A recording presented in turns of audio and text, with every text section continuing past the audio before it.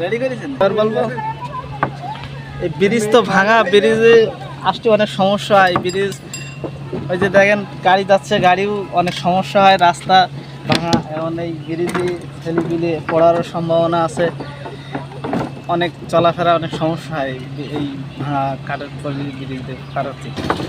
সরকারের কাছে দাবি এই ব্রিজটা যেন ভালো করে দেয় আর পাকা ব্রিজ হয় আর কি।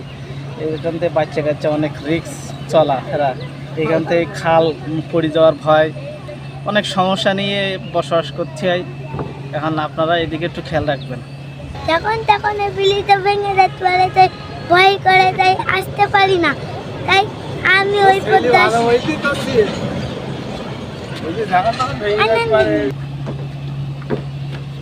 আমরা এই আসতে দিয়ে এই ব্রিজ ভাঙা, গাড়ি নিয়ে পার হতে পারতেছি না।